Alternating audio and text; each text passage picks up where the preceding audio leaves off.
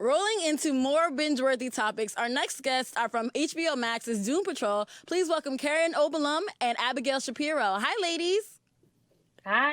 Hey. How you guys doing? We're stuck at home with the Rona, keeping us in our houses. How are we doing? Me and Rona, we struggled at first, but me and Rona, we on a mutual agreement now. So I think we're good. How about you, Abigail?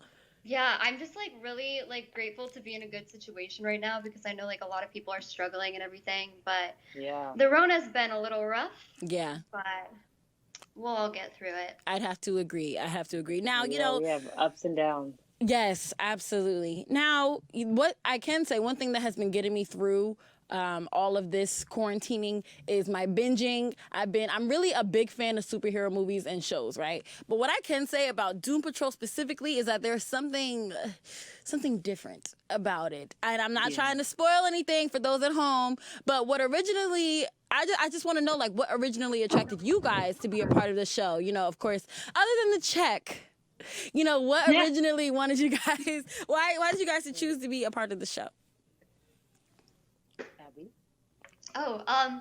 Well, I just originally auditioned for the audition experience. I didn't actually expect to get the part, but I'm really happy that I did. I love the show because it's so unique for a superhero show and just any TV show in general. It has all of these weird, quirky moments that the show is really known for, but it also really delves deep into our humanity and explores the darker sides of what it is to be human. I'd have to agree. How about you, Karen?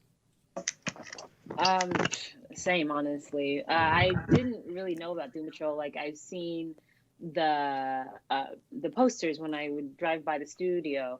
I'm like, oh, it looks interesting. I'm like, there's a robot, there's a woman, there's a black guy. I don't know what's going on. And then I got the audition, and I originally just started. I wanted to watch 2 episodes, but then I ended up watching the entire season because I have never seen anything like Doom Patrol on any platform. So I was like, this is, whether I get it or not, this show was extremely special and unique and weird, just like me. So, I was hoping I got the role, and Ronnie's a badass. So, yeah. And then I got it. Yes, absolutely. Now, Karen, I think that your character, Ronnie, and your character, Dorothy Abigail, I think they have some similarities. And as I said to you earlier, I binged watched this show. So, yes, I'm an expert. I believe that they have some similarities. I think that they both consider themselves an outcast due to things that they had no control over. And again, I'm not going to spoil anything.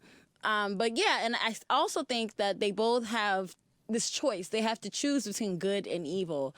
And I actually find it funny that your characters don't necessarily cross paths. So do you think that Dorothy and Ronnie may eventually find a friendship?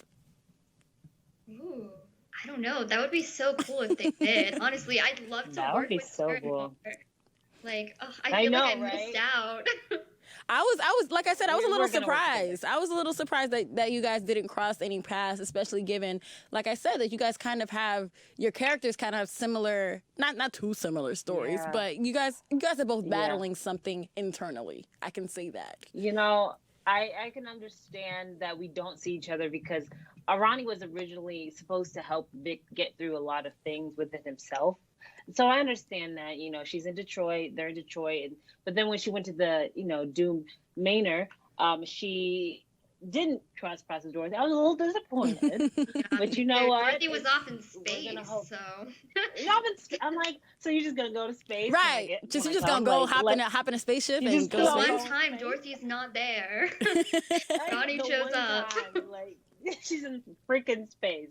It's messed up. I don't think so, but hey, next season. Yes. Now, I want to ask, what type of preparations did you both have to do, to prepare for these complex characters? Karen, we can start with you. So with Ronnie, she was actually originally supposed to have a mastectomy on her. Well, I chose for it to be my left boob because my right boob's my favorite. And so I actually researched that a lot, and researched women that have gone through that, because it's she's gone through a lot of traumatic stuff with her body, and that's why they met in a PTSD meeting. So I researched some of that too, to know like what people are going through. And actually, fun fact, all of the actors in the PTSD meeting are actual veterans. Oh, wow. So that was really amazing to be a part of and talk to them about it. And I couldn't imagine really going through that. So, that's what acting is. You got to take from what you have experienced. And that's really all I could do. Mm-hmm. So, yeah, it was really, really, it was really enlightening to a lot of things playing Ronnie. Yes. How about you, Abigail? What did you have to do to prepare to be Dorothy? Because Dorothy, for an 11-year-old little girl, I was so angry with her so many times. Whew. Yeah, She's about 111 though. Right. Yeah. But what I did to prepare, I basically read the comics. I read the Grant Morrison comics and the Rachel Pollack comics, and I also watched a little bit of like The Wizard of Oz and other renditions of The Wizard of Oz, because Dorothy was initially based on Dorothy Gale from The Wizard of Oz. So I did a lot of that, and I also did like a little bit of research on what happens to a child when they're like held hostage or locked away, because Dorothy was like locked away for 90 years.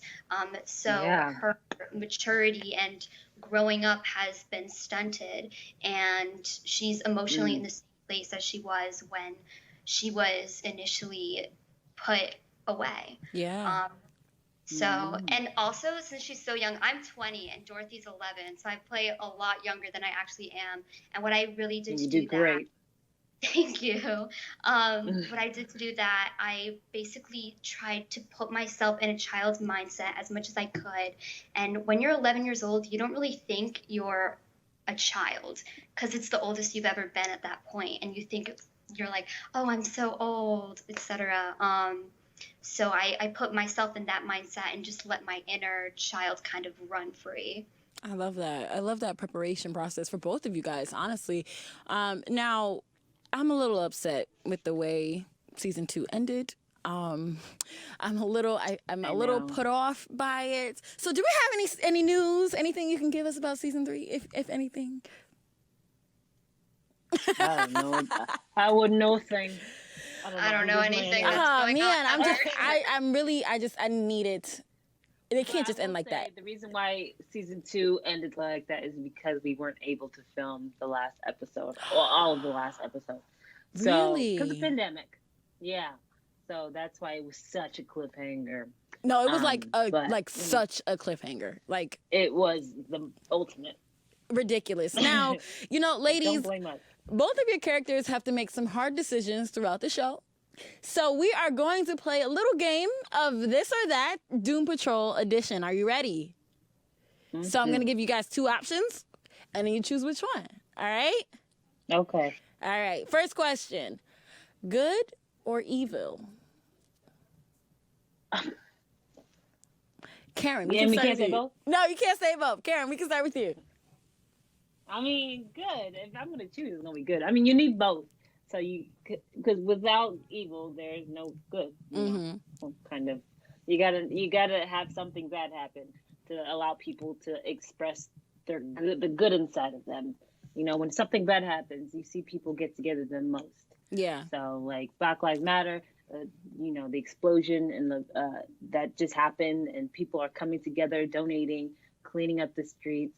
So when bad happens, you see the good really come out of people. So, yes. But I'll say good. Good. All right. Abigail, good or evil?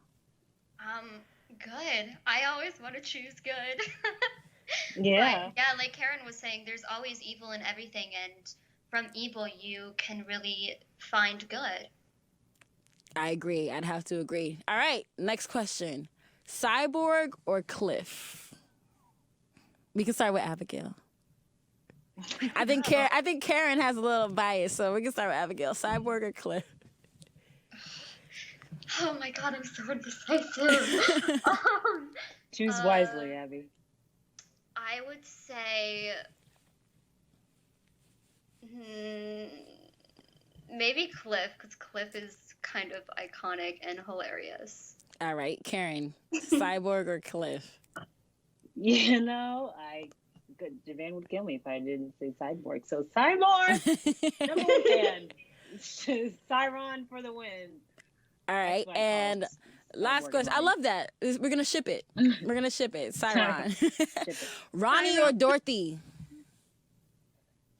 What was it? Ronnie or Dorothy? Dorothy. Oh, Ronnie. No, I mean I love them both. I also say Ronnie. Yeah, I was about to say Dorothy, but I was like, she said Dorothy. I'm gonna say Ronnie. But yeah, I love them both. But you know, Ronnie's my girl. I got a soft spot for her. So we got a Ronnie on that one. Love that. All right, ladies. Well, thank you so much for joining us, and we are excited to watch season 3 whenever that comes out. But until that comes out, make sure you all at home are streaming season 1 and 2 of Doom Patrol on HBO Max. Thank you so much, Lex. Thanks. Thank you. Bye bye.